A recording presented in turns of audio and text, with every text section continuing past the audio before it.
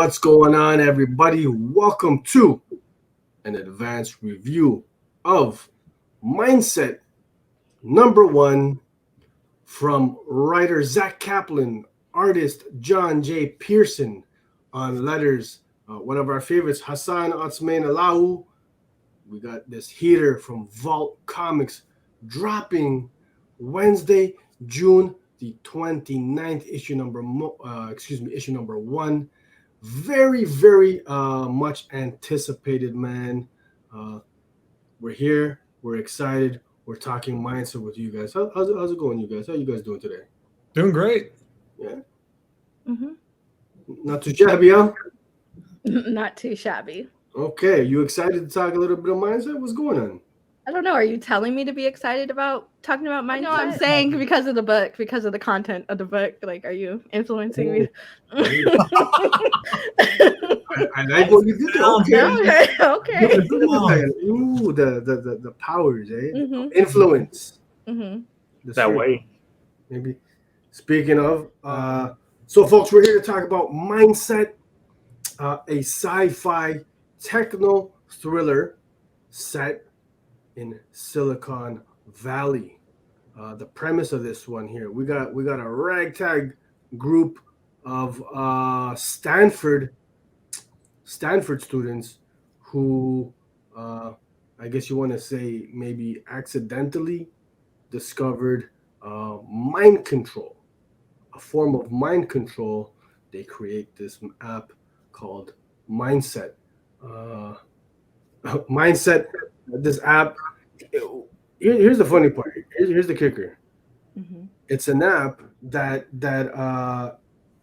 the purpose of this app is to influence you from overusing other apps, overusing technology, keeping off your phone or tablet, what have you. So technology saving us from technology. Mm-hmm. Little ironic, yeah? Mm-hmm. Little ironic, and hey, these are the circumstances that a lot of us are finding ourselves in. Over reliance on technology, on apps, man. What would you say your screen time is based on what your phone says? Ooh. It's degenerate. Degenerate right now. Yeah. Mm-hmm. Man, I'm trying to, to be honest, I'm trying to cut back on my screen time significantly. It's not easy though. Yeah, especially when you need it for work. That's what I say too. When I it says 12 hours because I work 12 hours a day. Yeah. Okay. When I saw it hit that mark one time, I was like, oh, I must have like really bad anxiety this week because I know I was over here playing Property Brothers, listening to podcasts. Oh man, man. So back to mindset. Yeah, would you say this book is a bit of a I wouldn't say so much a cautionary tale, but it's speaking on some on some real stuff here, eh? Definitely. That a lot of us can relate to. Ruben, what are your thoughts on the first issue of Mindset? This first issue was heavy. First off, I want to make it known this is my favorite cover. This is amazing. I love it so much. So much that it's my Twitter profile pic. I thought you were just a blockhead. With like no skin and bone. The power of mindset already working. It's already working, influencing you. I'm already under mind control, and I love it. User profile, Ruben. That's amazing. Okay, so what are your thoughts, buddy? This was a really, really heavy first issue. Like this didn't like hook me in the first issue. Like, I mean, it hooked me, but like not in the sense that like, oh, like the last page really got me. I can't wait to see what happens next. No, the first issue, like this, all in all, it was great. It was heavy, and going into it, you're slowly learning about this world and what you're about to, what's about to unveil. The character in itself, man, the dialogue is heavy in this issue. It's heavy. It's intense. There's a lot to take in, and the character in himself, you get in his head so easily, and I love that about books. I love when the dialogue just puts yourself in the shoes of the character, and that's really what happened here. And it just slowly got more and more intense when you follow him and what he's thinking, how he's feeling. And whenever then the art ends up speaking for itself with that amazing page where he's kind of going, I don't want to say digital, but like or maybe it is digital, but like whenever he really steps into the whole light and sound experiment. Oh, I think we got that here. Let me grab that bad boy. Yeah, this was amazing. I loved this so much. I sat there and stared at this for a while, not too long, because I was feeling a seizure coming on. But this was a great page. Like no dialogue needed, nothing. You know exactly what's going on, and then it just kind of goes from 100 to 0 right after that. And yeah, this was a very powerful issue, and I love it because it makes you think. It's kind of grounded in reality in the sense that you could see this happening. You could see these possibilities. Like, it's one of those things where I want to sit there with the writer, like, man, how did you come up with this? This is an amazing, heavy concept. It's just, I can't fathom how this idea was brought up, because it's just, it's amazing. It's intense. It's heavy. And I'm just really excited to see how the rest of the story unfolds. Hey, this is what Zach does, man. Zach, so Zack Kaplan, the writer of Mindset, he's on a roll lately.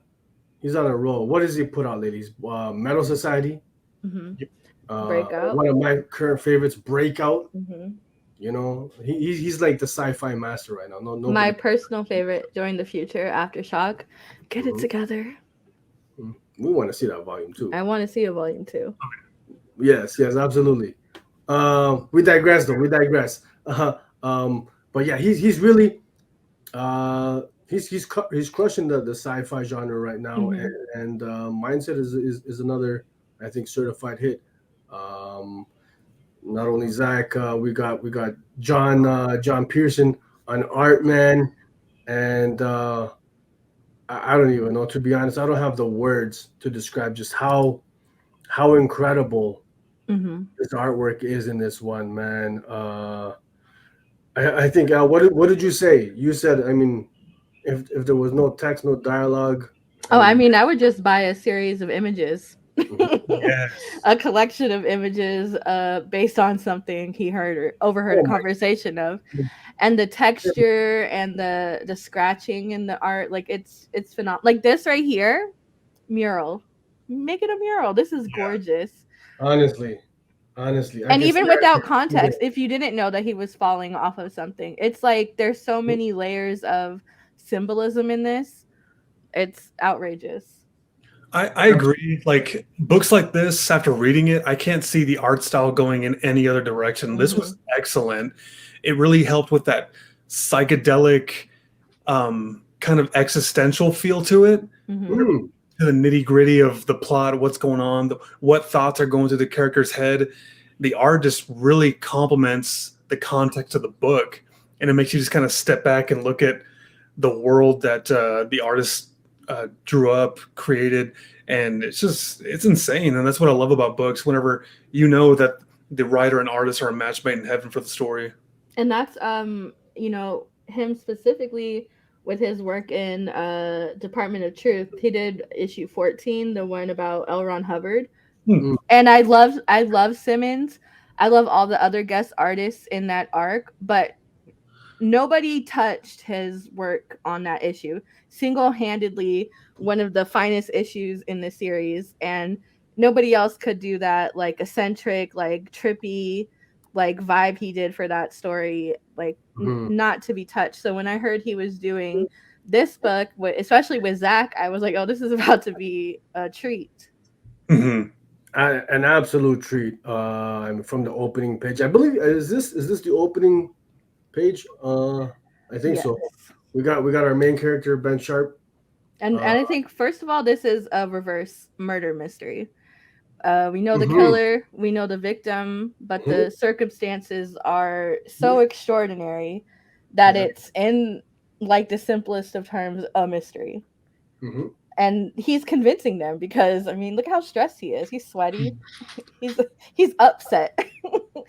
And all the characters, they're so nuanced and they all have like seemingly complex motivations, but he really boils it all down to one motivation, Atlanta Hannah.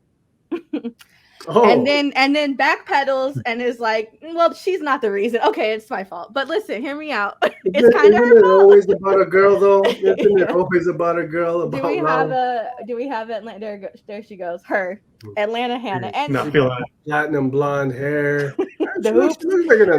And you know what they say about the hoops? The bigger the hoops, the closer to God. The closer to God. Personally, I swear to God. This introduction to Atlanta, I said, ooh. Oh, so now it's a four-way. It's a square. It's not a love triangle now. Sergio inserted himself in there. I felt her. I'm feeling her. I'm big time. I'm not even gonna lie. I love her look. I love the character. You got I'm a sucker for the big hoop. And she looks sad. She's crying. I feel like a lot of these characters are sad. She's like, Ben, it's me and you. Well, like we were introduced to a lot of characters, and I think the reason being is because like the opening pages were introduced to a murder mystery, and so I think like right now we might not have seen a whole lot from those characters, but pretty soon we might be having to point fingers really quick, possibly. I'm pointing the finger. I got my theories too. We don't want to spoil too much. It's Gail and Roger. Let's be real. Their real estate business went up. Ben's mom and dad. Their business is going up. Ben's parents. Okay, that's one. That's okay. And this is not even spoilers because we're introduced in the first page that a murder has occurred, and by the third page we see it happen. So this is like very much a murder mystery. But not everybody's read the first page. You will. So what are your guys' thoughts on what this book is saying about perhaps our over-reliance on technology, on phones, apps, all that kind of stuff? I feel like bring up a lot of complicated questions that probably the answers are just as complicated, or if not more. It's so funny because when you think about pre-pandemic and how everybody was deleting TikTok off their phones because China has an algorithm and they're using your information, and not even a month into the pandemic and everybody was like, who cares? Remember, because they were going to take the app off the market. And they were in America they were. Yeah, and in America they were, so everybody was like, oh, don't update your app on this day because America's not going to have access to it anymore. Right. But I think the need to feel like you're belonging to something was so strong that people were willing to be like, I don't care who has my information. And let's be real, Sergio, you don't, but Ruben, we live in America. I'm assuming that everybody already has my information. So do I care at this point? Like I'm aware that I have a cell phone, that my location is being tracked, that I have a Google account, that I'm on Google. I use Google Maps. I use Apple Maps. So like I'm already aware that all of these institutions have my information. And they weren't impressed. And it's at the point you said they're not impressed. What did you say? They said, who cares? No, I think at this point, like there's like a general feeling of who cares about like who has your information, especially when it comes to algorithms. And so I did think it was interesting in this that their big combat to algorithms was just a app that didn't have ads but was still using algorithms. Another algorithm, right? Yeah. Technology combating technology, and there's the conundrum. What do we do? You know what I mean? What is the solution? Is there a solution? Man, lots of questions, lots of answers. I guess this is a book that's going to get you thinking. Really, there's a lot going on in this book, and it works. But to answer your question, I think what they're trying to, the writer is conveying with technology, especially, is that technology it can really convey a false sense of success or a Mhm. false sense of affirmation. There was a couple of pages where the background, you see the characters bragging about their apps, their products are launching, and like just The follower counts and follower count, follow me here, look at this post. Mhm. And I mean, it's in the background. It's like chatter for a reason. It's noise because it's just Mhm. it's just not the real deal. And that's a popular subject. Like, people only post what they want on social media, what they want people to see, what's Mhm. real you. Ben's parents. Yep. Yeah, exactly. So And Zach and the creative team touch on that, right? We won't tell you. Just he comes from a family background. A lot of things are put on for show. Mhm. like A very, very fake household, And it feels very relevant to right now because how many kids are growing up in houses where their parents are micro influencers or their lifestyle influencers and stuff, and it's like, am I going to sacrifice my brand of like being a crunchy mom and I secretly eat, Burger King in the bathroom, you know what I mean? And so it's like, it's really interesting that Ben grew up even as well rounded as he did because he could have easily collapsed that house of cards. oh yeah. And so it's really interesting that even though he's like anti all this, in the back of his head, there's still a little bit that's like preserved that, or else he would have burst that bubble a long time ago. Yeah. Yeah, he's a grown man and he had to like endure all that. College grad. It's crazy. Hey, what is the new world power, the new world currency? Yeah. Influence, man. Influence. We're living it, right? This is not some futuristic sci-fi. This is like current circumstances. Wow, Yeah. it's crazy, man. So, this book, the book, it's I think putting the mirror right in front of us. You know what I'm saying? Definitely. Loving it. I love the art. Ruben, you mentioned earlier, kind of had a psychedelic vibe feel to it. I didn't think that myself, but now that you say it, absolutely.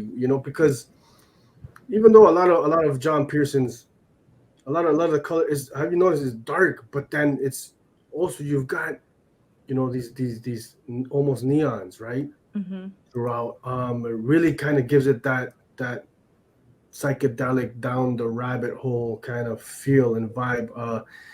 Just a gorgeous book to look at. And then we gotta talk on Hassan's lettering.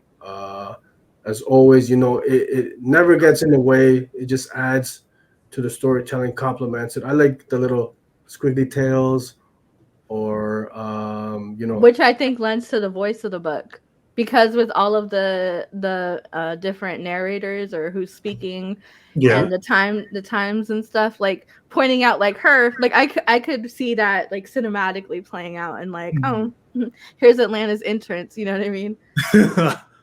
So that was really cool. And it's classic Hassan. I feel like his lettering is just always like super easy to read visibly. Yeah. Side note, I have never seen word balloons utilized like this. It's incredibly unique, and it just kind of adds on to the. I mean, it's just like, wow, like the comic book medium is so profound. Like so many amazing moving parts together to make something great like this. It's really even the panels like at the bottom of this page breaking into each other, and then him knocking it out of the bottom one. Like, it's so cool. We could talk all day about just how unique this book is, like down to the inks, the panels. It all, like, there's just so much chemistry in the creative team. I love it. gorgeous. And the covers. Oops. We're gonna talk about. Oh yeah, the covers are amazing. Oh yeah. We got a superb lineup of variant covers. The one on the left is the A cover. On the right, the B from Martin Simmons. Ooh, man, what fantastic. else? We got Danny on the left, Mm-hmm. and Chris Shahan. Chris, listen, I probably say it wrong, but Chris, if you're watching, please, I love you. Don't. We know. I want you on the show. I'm obsessed. We gotta bring him on, man. For We've sure. been talking about it, but I love both those covers. But that Chris Sheehan, man. Yes, Did you and see did his you see process the? video? Yes, I was about to say that. Did you see the process video? Bro, this He guy's a legit made, master. yes, Oh my, fantastic. forget it, forget it. And then we have the Couple Max, eh? we have the Okay. Trade and Virgin. God, it doesn't stop. They're all so good. Jacob Phillips on the right, killing that one, man. You know. I like the one on the left. Who's the cover on the left there? That's crazy. That's Oh, wild. that's Matt Wilson for the Comic Mint. Oh, That's a okay, good an one. exclusive. I don't think I've seen this one. I didn't either. Yeah, that's great.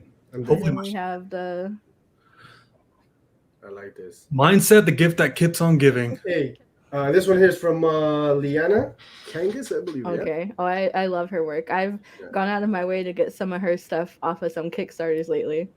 Hey man, listen. So point being, man, we got options. I think I might go broke because there's a whole lot. I'm trying to get damn near every one of these covers, if not all of them, man. There's at least 2 that I have to have. Maybe 3 or 4. That Jacob Phillips, the Simmons. I need the Chris. Is that Chris Sheehan? Is that an exclusive or is that a ratio? Or It's a 1 in something. Oh, it is a ratio. That one on the right is beautiful. Ruben, we gotta send you the process video for how he made this cover. It is so freaking cool. Chris, if you're watching, man, you're a genius, man. You're wild for this one. You're crazy for this one. We love it. We love it. I'm gonna try to cop that. You know, it'd be so cool if they made it like a lenticular cover. Oh, that would be so. That would have been sick with the 2 different images. Yeah, that's framework. Vault, hit me up. Let me get a revenue on that one for the suggestion. Vault, you stretch yours. We're hype. We're hype. We're so hype. Hey, listen. Who do we have? Look at this. Check it out. Mindset creator Zack Kaplan, John Pearson on the show this Sunday, folks. Super duper excited to have him on. Oh man, I feel like we're going on a deep dive on this one, man. We're gonna try to pick their brains and really, because there's a lot to dissect here, man. Very excited. So join us, folks. It's Sunday, June the 26th, 11 a.m. Eastern, live with Zach and John. And listen, folks, we've got a giveaway for you. John Pearson so generously offering up a little sketch he's gonna put together for those who are hype like us for Mindset on the socials. We've got like what we got? I guess the instruction. What was the instructions for this one, Elle? It was a hashtag Mindset on Twitter or Instagram on the posts that are pinned to our profiles. Oh yes, thank you so much. Yeah. I mean, just hit us up on the socials. You're gonna see it there. I think it was follow Zach, follow John Pearson, and follow House of Nerd on Twitter and or Instagram, and hashtag Mindset on those posts. You'll find them as well. We're going to give you the opportunity to drop the hashtag in the live chats on Sunday. Oh, you're making more work for me. Okay. A couple different ways for you, man. Hey, hype for that. It's going to be a good time. Zach was super cool last time he was on. We did have him on not too long ago. For Breakout and Metal Society. Yeah. So we're looking forward to it. Join us on Sunday, and be sure, folks, to pick up Mindset dropping Wednesday, June the 29th. Man, this is a certified hit. Lots to unravel, to unfold with this one, man. Any final thoughts, Elle, Ruben, before we get out of here? Just that, like, man, this number 1 is great from start to finish. Like, you're gonna get hooked. Give it a shot. It's amazing. Hit up your comic shop, throw it in your pool, pick out a cover because a lot of them are amazing. But yeah, this series I'm really excited about. Absolutely. And also, not a shout out to Adrian, but a shout out to Adrian for letting us have access to it so early that it's going to be 1400 years before we get to read number 2. Oh, And I'm kind of upset about that still. we got quite the wait. Mhm. Hey, absolutely. Shout out to Adrian, always hooking us up with the super advanced reviews of False Heaters, man. Hey, but thank you everybody for tuning into this advanced review. Hope you liked it. Let us know what you think of the review of the book once you pick it up. Let us know in the comments. Like, share, all that good stuff. House of Nerd Show. Ruben, thanks for coming through on this one, man. Elle, you want to say bye-bye now? Bye. Ruben, what's going on? Ruben, no, say bye-bye. Ruben, say bye-bye. Bye. There we go. All right, folks, we out. Join us live this Sunday. Zach, Peace. we're doing it up.